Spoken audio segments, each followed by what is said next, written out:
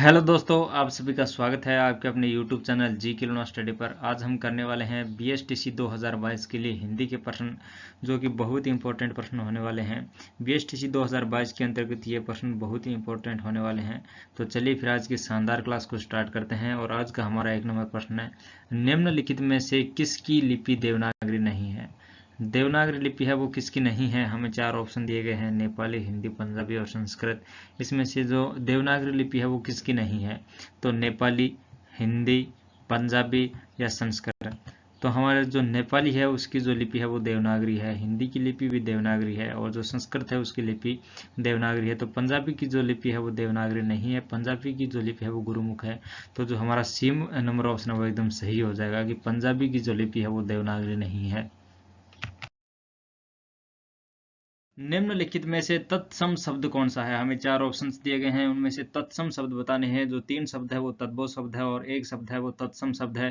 तो हमें तत्सम शब्द है वो कौन सा है यह बताना है। ऊंचा, अश्रु, आग या चित्ता। इनमें से तत्सम शब्द है वो कौन सा है। तो जो हमारा तत्सम शब्द है वो अश्रु है। तो जो बी नंबर ऑप्शन है वो एकदम सही हो जाएगा कि तत्सम शब्द अश्रु। और अगला और मोस्ट इंपॉर्टेंट प्रश्न है आज का हमारा 3 नंबर प्रश्न, निम्नलिखित में से देशज शब्द कौन सा है। हमें 4 ऑप्शंस दिए गए हैं, उनमें से देशज शब्द कौन सा है यह है हमें बताना है। देशज शब्द कौन सा है। काज, ताकत, सपना या थान। इनमें से देशज जो शब्द है वो हमारा काज शब्द है। तो जो ए नंबर ऑप्शन है वो एकदम सही हो जाएगा कि देशज शब्द कौन सा है, काज। और अगला प्रश्न है,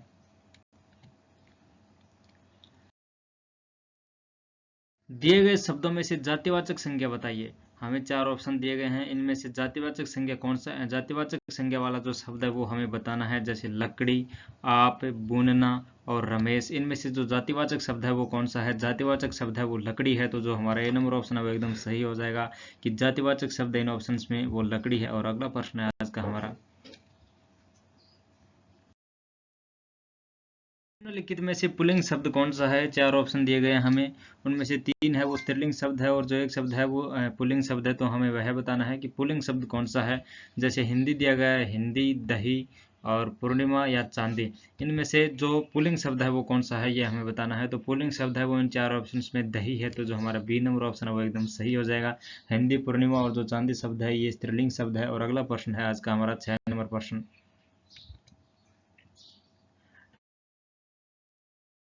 लड़के ने पुस्तक पढ़ी, लड़के ने पुस्तक पढ़ी वाक्य में कारक कौन सा यह हमें बताना है। लड़के ने पुस्तक पढ़ी यह एक वाक्य है और इसमें कारक कौन सा यह है हमें बताना है। करण कारक, कर्ता कारक, अपादान कारक या संबंध कारक। इनमें से हमारा जो लड़के ने पुस्तक पढ़ी इसमें कारक कौन सा ये हमें बताना है। तो लड़के ने पुस्तक पढ़ी वाक्य में जो कारक है वो हमारा कर्ता कारक है। तो जो बी नंबर ऑप्शन है वो एकदम सही हो जाएगा।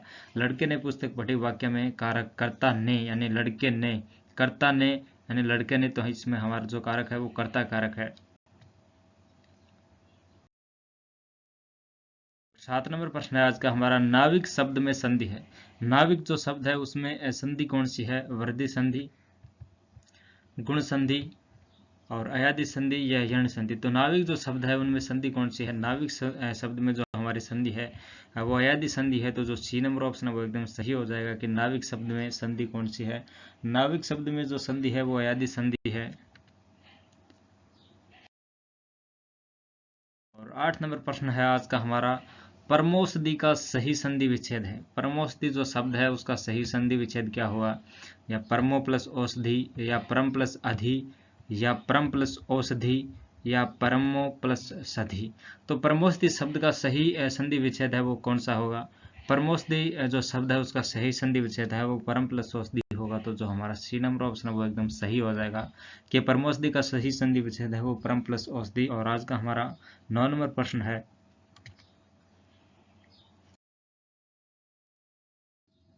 और आज का हमारा 9 नंबर प्रश्न है, कवि प्लस इच्छा की सही संधि है। कवि प्लस इच्छा है, इसकी सही संधि कौन सी है यह हमें बताना है। कविच्छा, कविच्छा, काव्यच्छा या कविच्छा।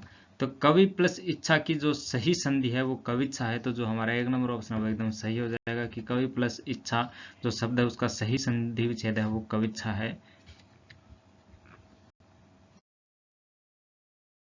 10 नंबर प्रश्न है आज का हमारा, समास में किसका मेल होता है। समास में किसका मेल होता है यह है हमें बताना है। ध्वनि का होता है, वर्ण का होता है, शब्द का होता है या वाक्य में होता है। समास है वो किसके मेल से बना होता है, तो समास है वो शब्द से मिलकर बना होता है, यानी शब्दों के मेल से बना हुआ जो होता है वो समास होता है। तो जो हमारा सी नंबर ऑप्शन है वो एकदम सही हो जाएगा। नंबर प्रश्न है आज का हमारा, पतन का विलोम शब्द है। पतन शब्द है, इसका विलोम शब्द क्या है ये हमें बताना है। पतन शब्द का विलोम शब्द है अयोग्य, भक्षक, भक्षक, यश या उत्थान। तो पतन का मतलब होता है नीचे गिरना, और इसका जो विलोम शब्द कौन सा यह है हमें बताना है। तो पतन का विलोम शब्द है वो उत्थान है। तो जो डी नंबर ऑप्शन है वो एकदम हमारा सही हो जाएगा कि पतन का विलोम शब्द है वो उत्थान है। और 12 नंबर प्रश्न आज का हमारा, चांद का पर्यायवाची शब्द नहीं है। हमें 4 ऑप्शंस दिए गए हैं, उनमें से जो 3 है वो चांद के पर्यायवाची शब्द है और जो 1 है वो चांद का पर्यायवाची नहीं है। वह हमें बताना है जो चांद का पर्यायवाची नहीं है। जैसे विधु, सुधाकर, भानु, चंद्रमा। तो इनमें से जो विधु, सुधाकर और चंद्रमा है ये चांद के पर्यायवाची है, और जो भानु है वो चांद का पर्यायवाची नहीं है, ये सूर्य का पर्यायवाची है। तो जो सी नंबर ऑप्शन है वो हमारा एकदम सही हो जाएगा। और अगला प्रश्न है, मौखिक का विलोम शब्द है। मौखिक जो शब्द है इसका विलोम शब्द कौन सा है यह हमें बताना है। मौखिक शब्द का विलोम शब्द कौन सा है, सार्थक, उत्तर, लिखित या सुलभ।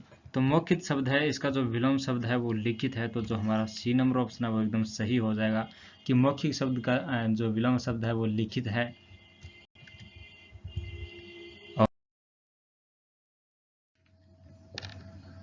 निम्न में से अशुद्ध शब्द है। 4 ऑप्शन दिए गए हैं हमें, उनमें से जो एक अशुद्ध शब्द है वो हमें बताना है, और जो 3 शब्द है वो शुद्ध है।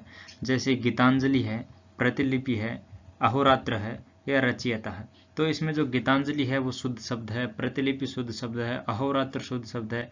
तो रचयिता जो शब्द है यहाँ पर हमारा वो यहाँ पर अशुद्ध शब्द है। तो जो हमारा डी नंबर ऑप्शन है वो एकदम सही हो जाएगा। 15 नंबर प्रश्न आज का हमारा, आज गर्म लू चल रही है। आज गर्म लू चल रही है वाक्य में अनावश्यक शब्द कौन सा है। आज गर्म लू चल रही है इस वाक्य में एक अनावश्यक शब्द है वो कौन सा है यह आपको बताना है। जैसे आज है, गर्म है, लू है या चल है। तो आज गर्म लू चल रही है, लू है वो गर्म ही होती है, तो यहाँ पर गर्म की कोई आवश्यकता नहीं है। तो आज लू चल रही है, तो यहाँ पर जो गर्म शब्द है वो हमारा सही हो जाएगा कि आज लू चल रही है। यह वाक्य एकदम सही है। जो गर्म शब्द है वो अनावश्यक शब्द है। तो जो हमारा बी नंबर ऑप्शन है वो एकदम सही हो जाएगा। तो दोस्तों इस प्रकार हमने राजस्थान बीएसटीसी 2022 के लिए जो हिंदी के 15 प्रश्न किए, बहुत ही इंपॉर्टेंट प्रश्न किए। आपके इनमें से कितने प्रश्न सही हो रहे थे कमेंट सेक्शन में बताना, और आपको यह वीडियो कैसा लगा इसके बारे में भी बताना। अगर आपको वीडियो अच्छा लगा तो वीडियो को लाइक करना, चैनल को सब्सक्राइब है वो जरूर से कर लेना। Thank you.